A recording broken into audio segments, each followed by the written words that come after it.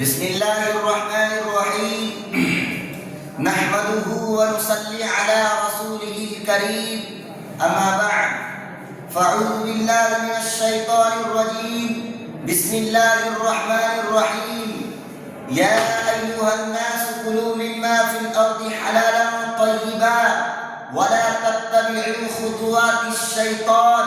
إنه لكم عدو مبين وقال النبي صلى الله عليه وسلم يأتي على الناس زمان لا يبالي المرء ما أحد أم الحلال أم من الحرام صدق الله العليم میرے محترم بزرگوں دوستوں اور معزز مشفق و مربی اساتذہ کرام اور جامعہ کے نوشہ گفتہ پھولوں، اسلام میں سود اور ربا کی حرمت کوئی مخفی چیز نہیں ہے، ہر کس و ناکس اس سے واقف ہے، بلکہ جو کسی مسلمان گھرانے میں پیدا ہوا ہو وہ اتنا ضرور جانتا ہوگا کہ اسلام نے سود اور رشوت کو حرام قرار دیا اور بیع کو حلال قرار دیا۔ احل اللہ البیع وحرم الربا، بخاری شریف کی روایت ہے کہ اللہ کے رسول صلی اللہ علیہ وسلم نے ارشاد فرمایا یأتی علی الناس زمان لا یبالی المرء ما احد ام الحلال ام من الحرام، کہ میری امت کے لوگوں پر ایسا زمانہ بھی آئے گا کہ لوگ اس بات کی پرواہ نہیں کریں گے کہ مال کو حلال طریقے سے قسم کیا یا حرام طریقے سے دیا۔ وقال النبی صلی اللہ علیہ وسلم یأتی علی الناس زمان لا یبالی المرء ما احد ام الحلال ام من الحرام۔ میرے محترم بزرگوں دوستو، یوں تو ہندوستان میں مختلف قسم کے حرام خور پائے جاتے ہیں اور مختلف طریقوں سے حرام خوری ہو رہی ہے، چوری کے ذریعہ، ڈکیتی کے ذریعہ، اغوا کر کے، ناپ تول میں کمی کر کے، گھٹیا مال کو اعلیٰ مال بتلا کر، لیکن میری حقیر نظر میں سب سے خطرناک حرام خور وہ ہے جو سود خور اور رشوت خور ہو، جس نے مملکت ہند کو تباہ و برباد کر دیا، وزیر اعلیٰ سے لے کر چپراسی تک رشوت خوری میں مبتلا ہے اور قانون چند پیسوں میں بک رہا ہے، بے گناہ کو مجرم اور مجرموں کو بے گناہ ثابت کیا جا رہا ہے۔ وعن ابن عباس رضی اللہ عنہما قال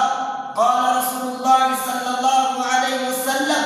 اذا ظهر الزنا والربا في قرية احلوا بانفسهم عذاب اللہ، جب کسی بستی میں سود خوری، بدکاری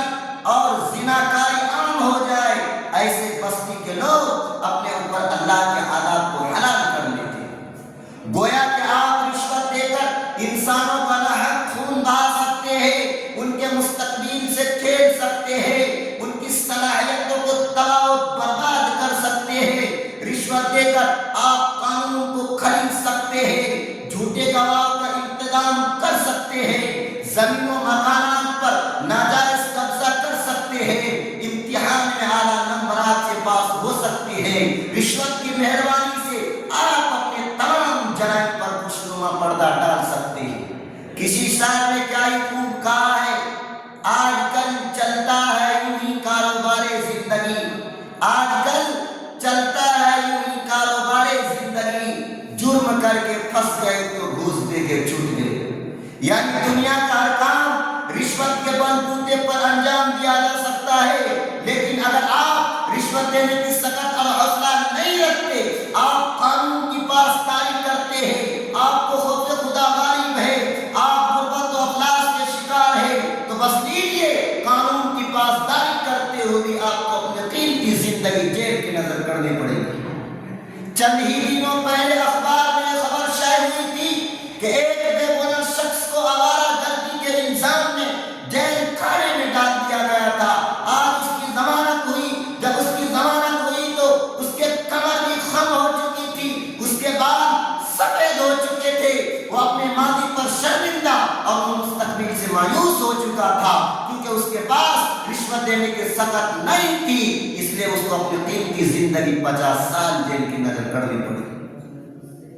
وہ رشوت کھانے والوں، لعنت ہو تمہاری زندگی پر، تمہارے طرز عمل پر کہ تم نے نہ جانے کتنے نوجوانوں کی جوانیوں کو تباہ و برباد کر کر دیا، نہ جانے کتنے گھروں کو اجاڑ دیا، نہ جانے کتنی ماں سے ان کے بیٹوں کو جدا کر دیا، نہ جانے کتنی بہنوں سے ان کے بھائیوں کو جدا کر دیا، نہ جانے کتنی بیویوں سے ان کے شوہروں سے جدا کر دیا۔ تم نے مرد اپنی آوستاری کی خاطر بے گناہ کو مجرم اور کتنے مجرموں کو بے گناہ ثابت کر دیا۔ ظالموں، تم نے قانون کے ساتھ غداری کی، تم ہندوستان کے بدترین دشمن ہو، سوسائٹی کے غلط ترین مجرم ہو، تمہارا جرم ناقابل معافی ہے۔ تم صرف ہندوستان کے قانون کے ساتھ غدار نہیں ہو بلکہ تم مجرموں کے خون کو چوس رہے ہو، اور تم یہ کہہ رہے ہو کہ ہندوستان میں غریبوں کو جینے کا حق نہیں۔ میں رشوت خوروں، سودی لین دین کرنے والوں اور سودی نظام کو بڑھاوا دینے والے افسروں سے اور بڑے عہدیداروں سے پوچھنا چاہتا ہوں کہ ڈاکٹر امبیڈکر یہ قانون بنا رہا تھا تو کیا یہی پاس ہوا تھا کہ ہندوستان میں غریبوں کو جینے کا حق نہیں؟ کیا یہی پاس ہوا تھا کہ مالدار عہدیدار عوام کے پیٹ پر لات مار سکے؟ اگر ایسا نہیں ہے تو پھر یہ نعرے کیوں لگائے جاتے کہ ہندوستان میں غریبوں کو جینے کا حق نہیں؟ مجھے شرم آ رہی ہے کہتے ہوئے، اس طرح کے نعرے لگانے والے، مطالبات کرنے والے غیر مسلم ہی نہیں بلکہ مسلمان عہدیدار بھی اس لعنت میں پورے طور پر شامل ہیں۔ میں اپنے تمام مسلمان عہدیدار خصوصاً بزنس کرنے والوں، فیکٹریاں چلانے والوں سے اپیل کروں گا کہ وہ رشوت کے لین دین کو ختم کرے، سود خوری کو ترک کرے، اپنے معاملات کو شرعی حدود کے دائرے میں انجام دیتے ہوئے اسلامی قوانین کی پاسداری کرے۔ کسی شاعر نے کیا یہ خوب کہا ہے، یا رب عمل خیر کی توفیق عطا کر، یا رب عمل خیر کی توفیق عطا کر، ہے خیر کے طالب رہے صدیق عطا کر۔ طویل عمر ہے درکار اس کے پڑھنے کو، طویل عمر ہے درکار اس کے پڑھنے کو، ہماری داستہ اوراق مختصر میں نہیں۔ وما علینا الا البلاغ۔